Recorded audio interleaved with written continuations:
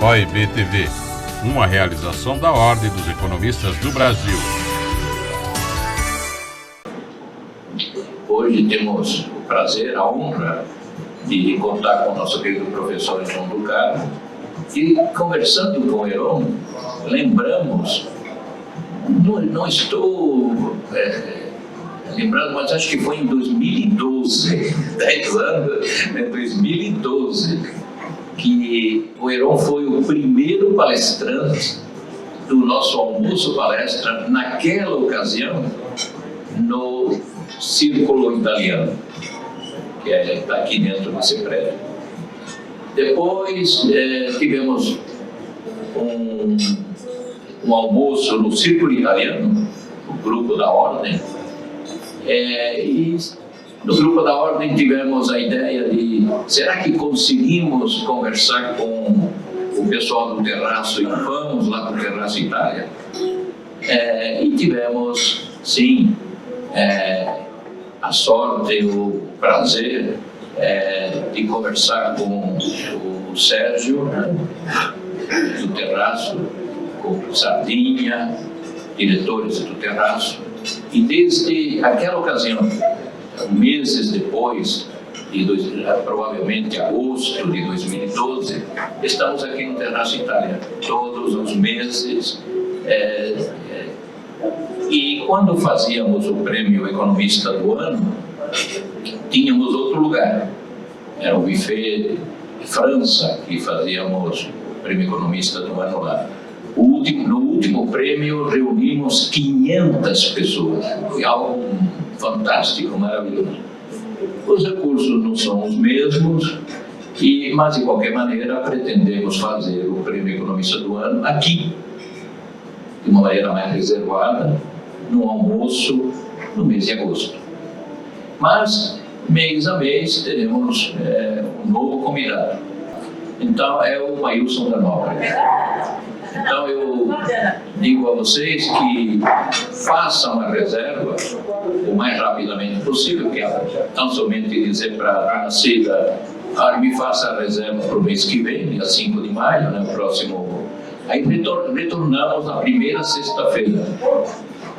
Hoje, segunda sexta-feira, foi por causa da Semana Santa.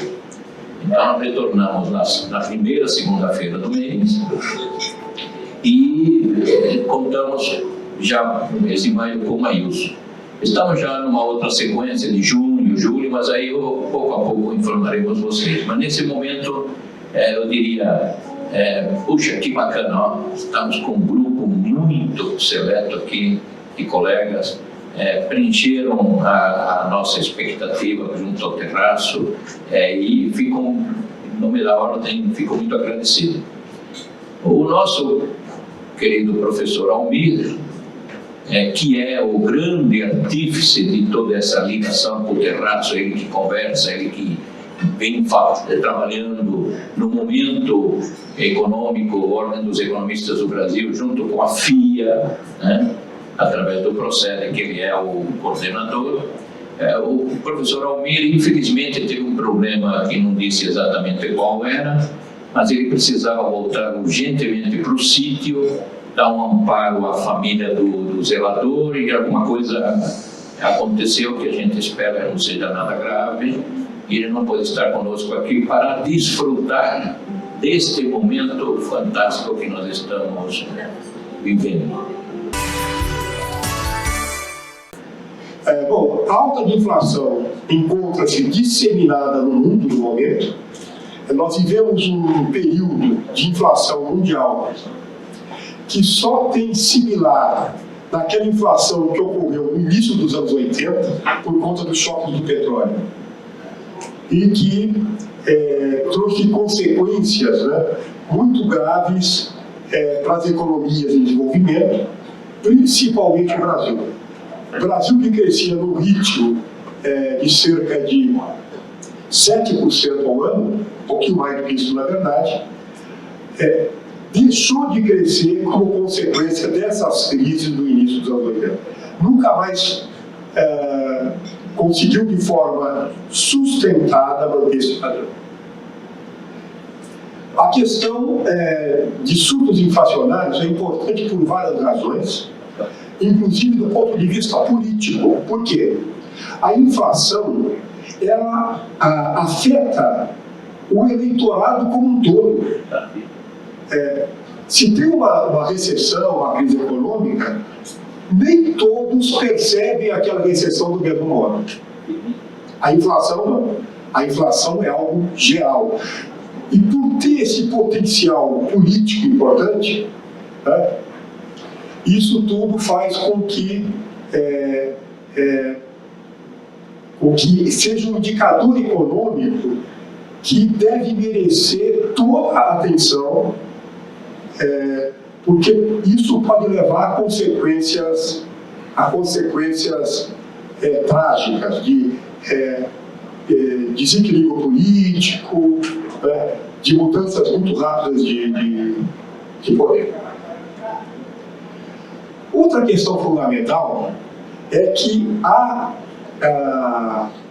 política mais prontamente eficaz para combater a inflação é a política monetária. Então, sempre que se tem uma aceleração da inflação, isso faz o quê? Isso faz com que a política monetária se torne mais restritiva, normalmente de forma rápida, o que acaba levando a uma série de outros problemas, por exemplo, para os mercados financeiros. Então, nós vimos isso nos anos 80, mais recentemente, vimos isso na crise de 2007 e 2008, e agora estamos vendo de novo. Quer dizer, nós estamos vivendo aí ainda uma instabilidade no mercado financeiro de Europa e Estados Unidos, por conta justamente da mudança da política monetária americana. Aqui eu tenho um gráfico que mostra, tá certo? No caso americano, a evolução do índice de preços ao consumidor, o CPI, a taxa de desemprego e a taxa de juros. A taxa de desemprego em vermelho. Então nós percebemos que a partir aí da crise de 2008, essas curvas que apresentavam uma certa regularidade, elas apresentavam um comportamento muito diferente. Então, o desemprego subiu inicialmente, antes da crise, depois caiu. Houve a questão da pandemia, houve um pico de desemprego, e agora o desemprego vem cair, enquanto a taxa de juros vai subindo, a taxa de juros vai subindo e o índice de inflação subiu significativamente e agora passou a recuar. Então, isso, de certa forma, está contado aqui, né? Nós tivemos primeiro o efeito da pandemia em 2020, depois os efeitos da saída da pandemia, já no final de 2020, mas depois interrompidos por conta da segunda onda de Covid. E quando nós pensávamos que estávamos deixando os efeitos aí, da pandemia, nós tivemos o evento do início da eclosão da guerra na Ucrânia. E a guerra na Ucrânia, um grande produtor de alimentos, Rússia, um grande produtor de petróleo, acabou causando uma perturbação muito grande no mercado de commodities, fazendo com que a inflação no mundo voltasse a apresentar o repique.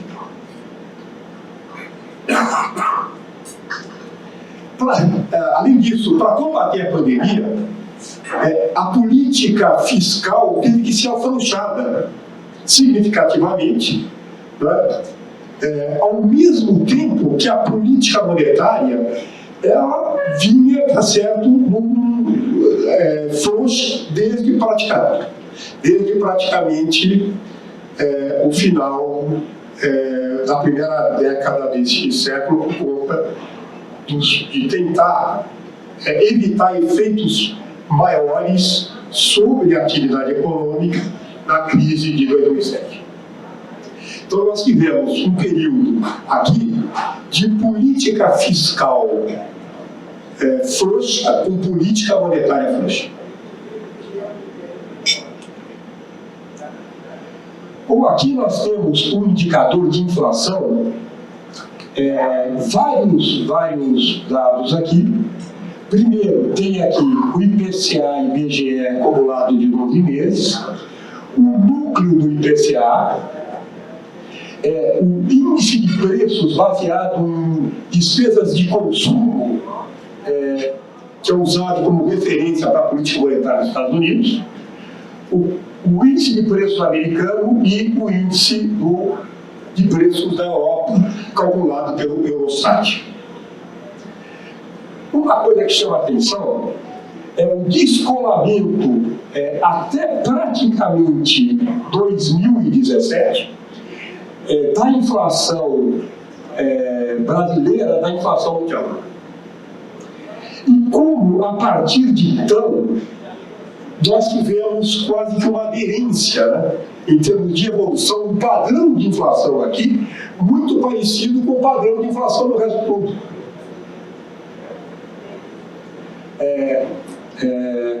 Ou seja, nós percebemos que começou uma queda no IPCA até um pouquinho anterior, ou simultânea praticamente, à queda na Europa e nos Estados Unidos. No Brasil, essa queda foi mais forte por conta daquela redução de tributos que foi feita entre julho e setembro do ano passado, que fez com que nós tivéssemos uma deflação naquele trimestre de algo como 1,3%. Agora nós vamos mostrar aquela decomposição que eu falei do IPCA, que eu faço há muito tempo, que é entre produtos e serviços.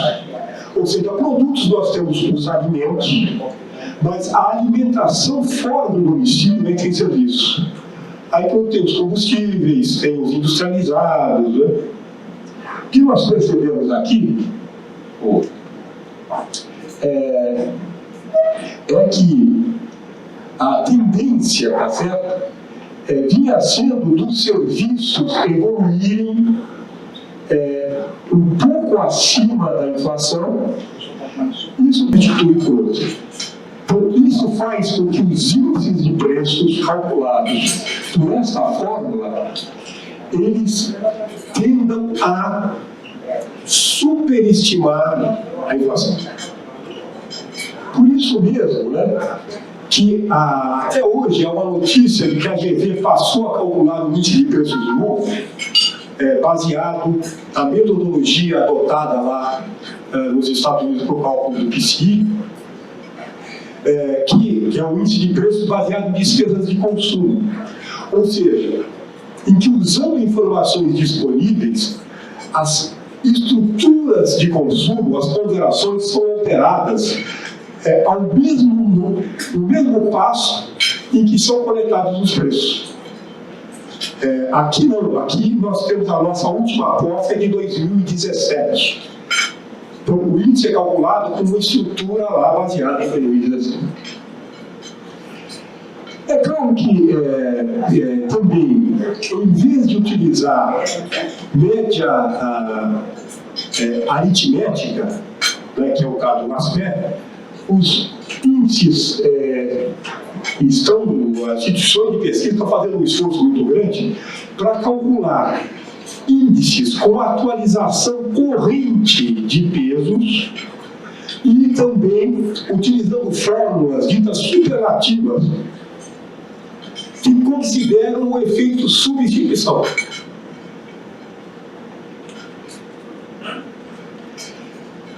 Entre os vieses no cálculo de índices, dois são importantes, né? O viés de substituição há vários estudos feitos por comissões, principalmente nos Estados Unidos, comissões do Congresso, a última comissão Boston, mas já tem um bom tempo, que constatou que há uma superestimação, há um erro de medida muito significativo nos índices de preços por conta de utilizarem esse processo de não alterarem a cesta de produtos e a importância dos componentes da cesta com frequência. Outra questão é a questão dos chamados preços hedônicos. Não dá para comparar, tá certo, o serviço prestado por um celular, aquele lá que apareceu nas reportagens recentemente de 1,5 kg, com o smartphone hoje. E provavelmente, atualizando o valor, aquele de 1,5 kg vai custar muito mais caro que o smartphone hoje. O primeiro celular, que era um tijolo. Então, os índices de preço têm que considerar isso. Em vez de considerar o produto, considerar as características do produto. Isso é que se chama de preço hedônico. Considerar a qualidade do produto. Mesmo assim, a tendência desse tipo de item é sempre, dos vários índices, evoluir abaixo da inflação. Para também melhor analisar o problema da inflação, passaram a ser utilizados, isso principalmente depois dos anos 90, com a introdução dos regimes de meta de inflação, os índices de núcleo. Os Estados Unidos já têm um índice de lucro mais antigo, por exclusão, em que eles tiram da inflação, ou seja, recalculam a inflação, sem alimentos e sem combustíveis. Depois, a metodologia evoluiu para o chamado médias aparadas. Se verifica a distribuição de preços, ou seja, do que caiu até o que subiu mais, e se apara as causas, e se calcula o índice só para aquele conjunto, para justamente evitar os efeitos de choques, porque normalmente choques fazem alimentos, por exemplo, tomate, um está muito baixo, outro está muito alto.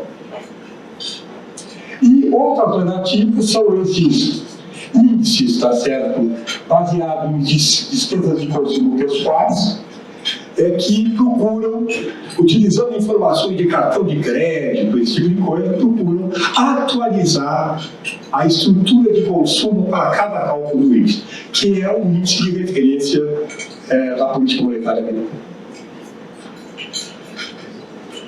Só para mostrar algo que chamar a atenção de um aspecto aqui, aqui eu calculei com base no IPCA, calculei o IPCA pela fórmula que ele é calculado e calculei o IPCA por uma outra fórmula, que é uma fórmula de índice geométrico, que é uma fórmula diferente.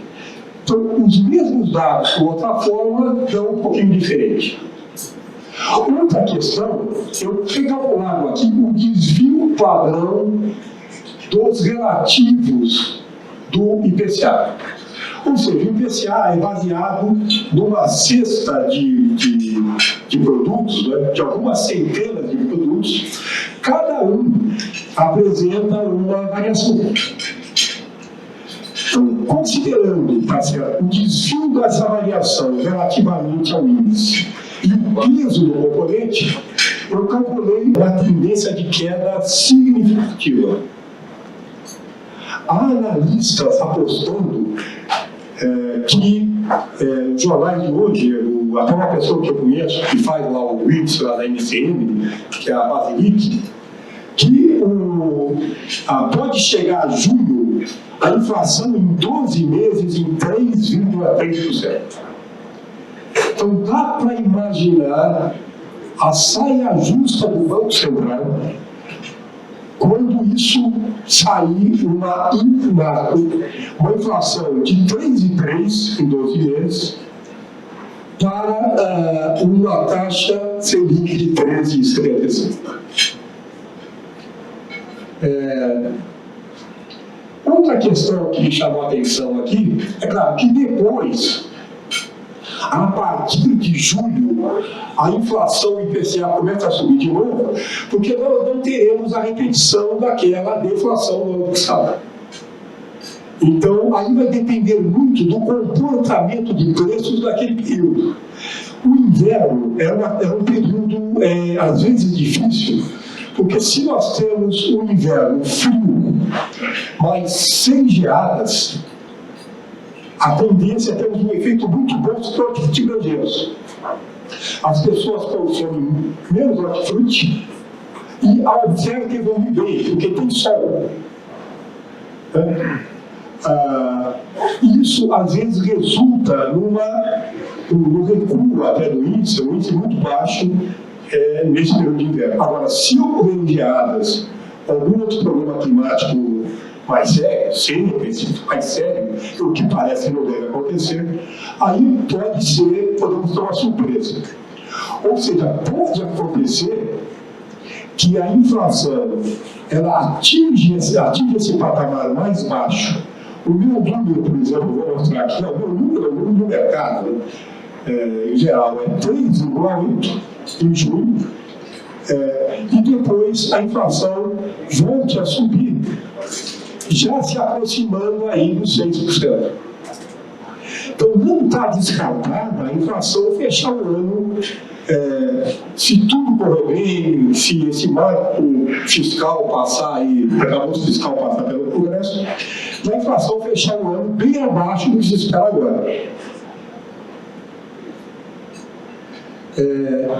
Também uma questão interessante que, a meu ver, tá certo, é esse comportamento da inflação brasileira. Em sintonia com a inflação mundial, isso começa em 2017, foi por acaso. 2017, que nós tivemos lá o teto de gastos, né? Que não foi uma maravilha, mas que se constituiu numa restrição fiscal efetiva, junto com uma política monetária responsável. Então, isso tudo ancorou a inflação brasileira. É por isso mesmo que eu acho que falar, aqui está faltando uma vírgula, né? Falar que em mudança no regime de meta neste momento é uma insensatez.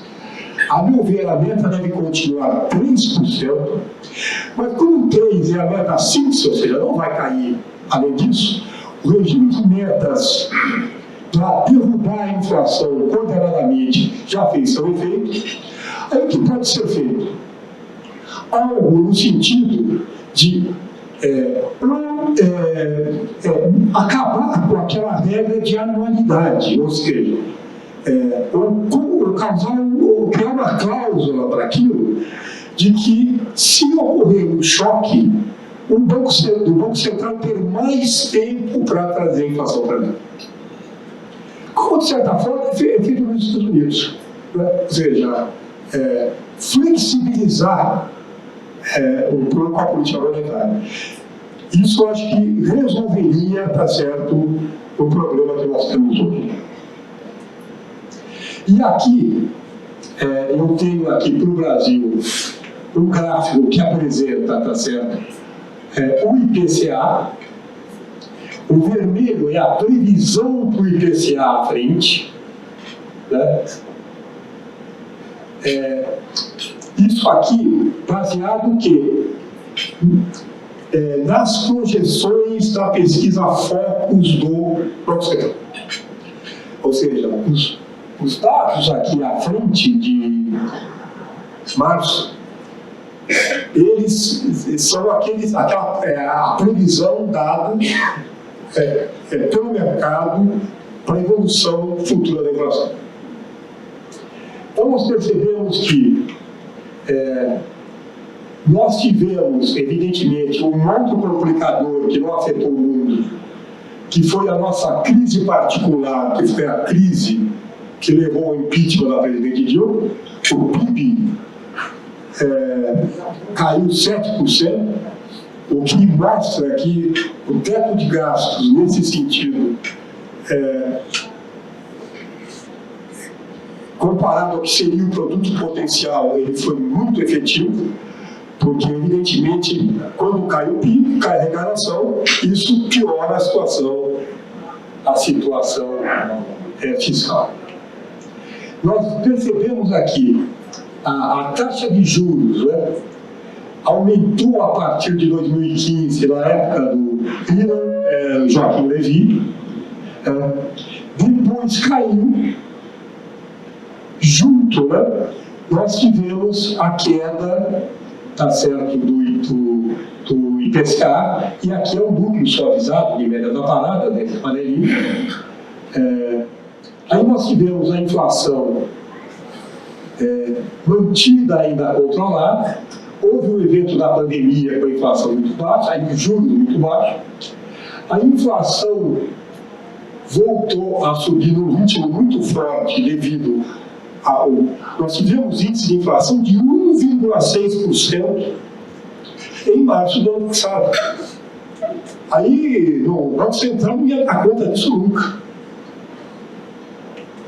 O Banco Central aumentou, tá certo, coerentemente a taxa de juros, né, e ficou acabando a situação. Ou seja, a inflação está caindo, e este ponto aqui, usando, quer dizer, os dados observados e os dados previstos no boletim de Focus, esse ponto aqui, no meu caso aqui, indica 3,8% de inflação em julho. Aí ela volta a subir, mas a alta depende das circunstâncias, pode subir menos ou subir mais, a depender de problemas ocorridos no inverno, e a partir daí volta a cair. A minha avaliação disso tudo é que o resultado de março de inflação, essa aqui, já deixou o Banco Central provavelmente de orelha em pé. As projeções para abril estão melhorando. Eu não duvido que os próximos boletins Focus já venham com redução da inflação prevista. Isso talvez seja o que o Banco Central está esperando para começar um processo de redução. E ele está acabando de situação, ele pode reduzir o que ele quiser, pode reduzir a 25, pode reduzir meio. Evidentemente, eu acho aí que o Banco Central tem que ter um procedimento científico, né? Ele não pode entrar aqui, não, mas o governo, não confio nesse governo que vai resolver o problema fiscal. Ele tem que se curvar a evidência dos fatos. Fica muito difícil sustentar uma diferença, um juro real de 10%. É claro que olhando para trás, porque na verdade o importante é olhar para frente. Mas muito provavelmente as projeções também para os próximos anos, depois de algum tempo, devem também começar a recuar no cenário mais provável. Inflação no Brasil, prever inflação viver queimando a língua, né? Então, mas isso eu diria que é o mais razoável, é o cenário mais razoável. Mas aí precisa combinar com o tempo, combinar com o produtor de petróleo, né? Com o bom senso, né, dos líderes mundiais, combinar com o bom senso do governo na hora de tocar a política econômica. Bem, senhores, é isso que eu tinha a trazer aqui. Procurei fazer algo que eu acho que pudesse dar um panorama um pouco mais amplo, né, sobre essa questão da inflação, né, para não ficar na questão do chuchu e do barbeiro, né? Eu sou da época ainda da inflação do barbeiro. espero aí ter contribuído para que vocês possam formar cada um os seus cenários sobre o que vem adiante.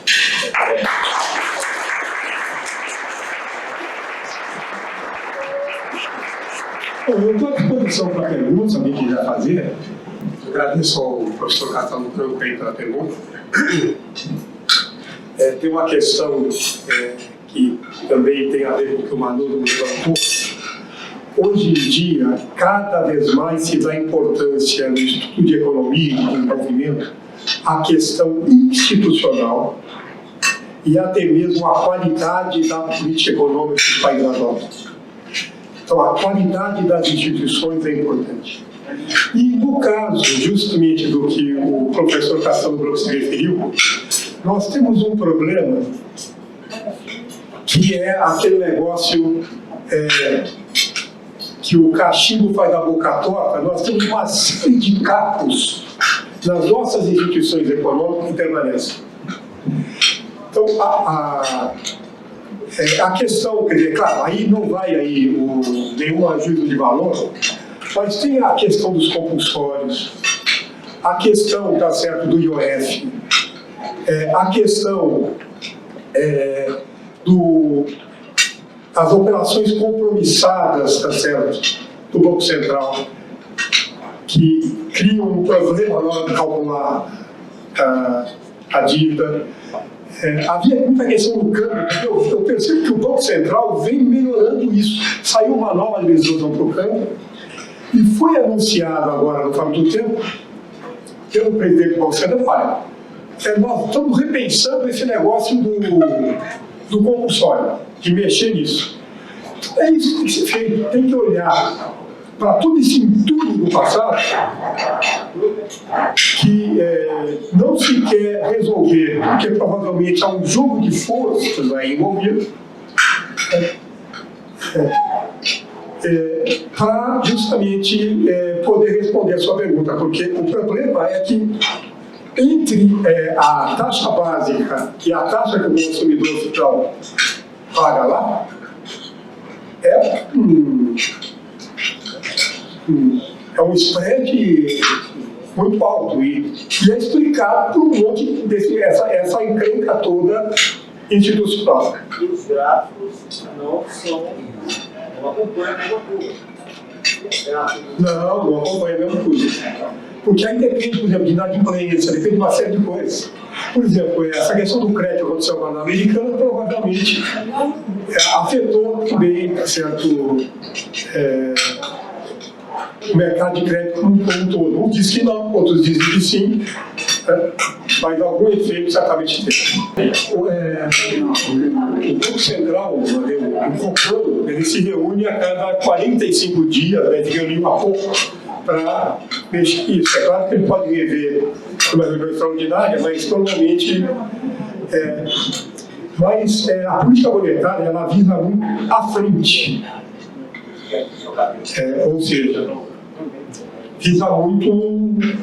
Então, muito provavelmente, se tudo isso que vem acontecendo afetar as previsões futuras de inflação para baixo, aí o Banco Central poderá, eventualmente, começar a reduzir a taxa de juros com mais conforto.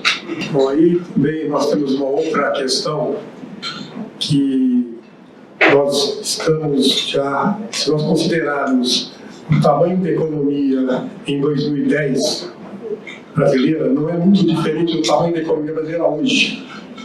Então nós temos um problema, aquele negócio que cada que falta pão, todo mundo discute e ninguém tem razão. Nós estamos tendo uma série que não cresce. Tudo não cresce, agrava tudo. Mas a questão não é um crescimento induzido pelo governo, pelo gasto público. É um crescimento induzido por uma melhora na qualidade do gasto, induzido por melhoras institucionais com a reforma tributária. Então, dá para conciliar duas coisas se nós tivermos, eu entendo a situação do Pastore, mas também não tem cabimento o Banco Central, o Banco Central tem que fazer a parte dele, o governo tem que fazer dele. Se o governo não fizer, Tá certo? Aí o Banco Central age. É isso que tem que ser.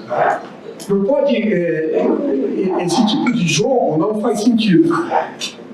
E claro que o Banco Central tem ainda aí um tempo, porque o arcabouço fiscal será entregue junto com a LDO. E a LDO é aquela lei de diretrizes orçamentárias, né, que estabelece os parâmetros para o orçamento. E é uma lei muito importante. Para dar um exemplo, foi justamente porque a LDO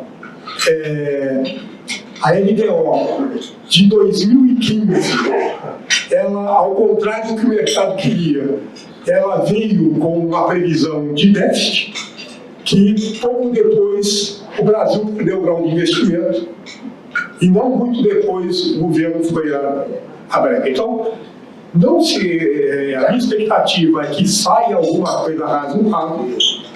Isso tudo o Banco Central pode administrar.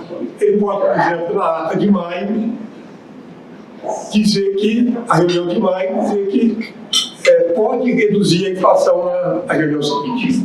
Mas depende muito do comportamento da inflação aí nesse período. OEB TV, uma realização da Ordem dos Economistas do Brasil.